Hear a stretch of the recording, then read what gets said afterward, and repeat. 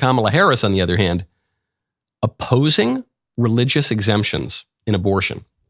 You have Kamala Harris, who is asked about her extremely radical abortion position, and she says she will not even discuss exemptions.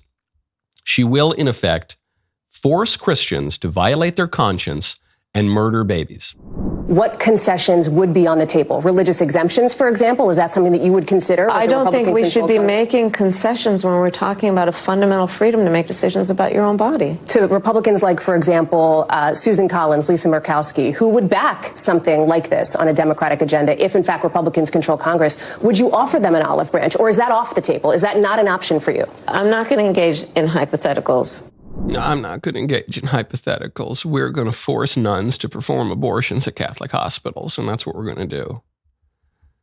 We have to. We have to. We have to force everyone to kill the babies, even against their conscience. This is extraordinarily radical. I did an interview yesterday. I'm not sure if it's out yet, but I was being interviewed. One of the hosts was a liberal interviewer, and he kept trying to bring the conversation about abortion to IUDs, which I was always told was a form of contraception. I said, why are we talking about contraception? He said, well, no, they can be abortifacients too, because they can permit the conception of a baby, but prevent the implantation. I said, okay, that's all really interesting. It seems to me more politically relevant to talk about how the Democrats right now are trying to legalize and have succeeded at legalizing abortion up until the moment of birth and even after birth, how they're weakening protections for babies who survive abortion and who are then left to die and won't even have their deaths reported on a medical room table, some cold table.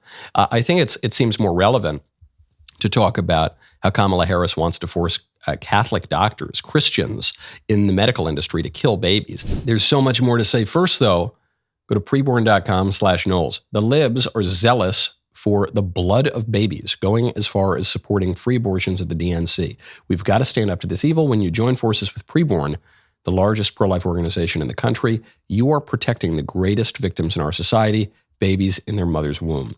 Preborn's network of clinics is positioned in the highest abortion areas in the country. They've rescued over 300,000 babies. When a woman considering abortion searches to end her baby's life, Preborn is there. One ultrasound is just $28. 5 ultrasounds are $140. To donate securely, just dial pound 250, say keyword baby. That's pound 250, keyword baby, or go to preborn.com/Knowles, preborn.com/KNOWLES. I would also strongly encourage you to give in a big way to save babies. I personally support this organization. If you can, your tax-deductible donation of $5,000 will sponsor Preborn's entire network for 24 hours, helping to rescue 200 babies. To donate, dial pound 250, say keyword baby. That's pound 250, keyword baby, or donate securely at preborn.com/Knowles, preborn.com/Knowles. And the reason I think it's more relevant to talk about that is that's the actual political issue right now. Nobody's talking about banning IUDs or whatever. I don't even really get what an IUD is. I don't know. I have 3 kids under 4. I'm not an expert on contraception. No one's talking about banning contraception or any of those things. The Democrats are talking about legalizing abortion even later in the term. The Democrats are talking about, and they're voting on enshrining a total right to abortion, quote unquote. Democrats, including the vice presidential nominee right now for the Democrats, are passing laws repealing protections for babies who survive abortion. So I don't know. It just seems like that's where we should be talking about it. And the liberal host, I won't spoil it. The interview will come out soon. But he basically waved the white flag and said, "Well, I don't want to talk about this anymore. I don't want to think about that. I want to talk about IUDs or whatever. Stop it. I don't care. I don't want to have to reason about this."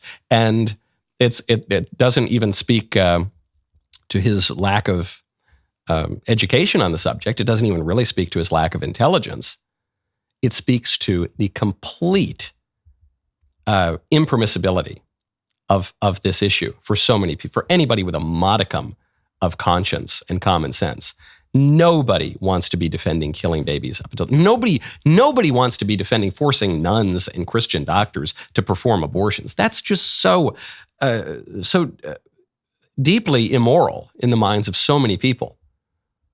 For Kamala to fall into this at the end of her campaign, it's just the latest in a string of really, really stupid campaign decisions that nobody wants to defend. They want to distract, but they don't want to defend. And they'll wave the white flag on that issue because they know it's indefensible. Okay, well, if abortion is indefensible in that clear way by the end of the term, why wouldn't that be the case 2 weeks prior, 2 weeks before that, or 3 weeks before that? Isn't it just wrong to kill babies? I think so. Certainly, isn't it wrong to force people to kill babies against their conscience? Seems to be. That was a great clip. Now stop, ring the bell, subscribe. We'll see you next time.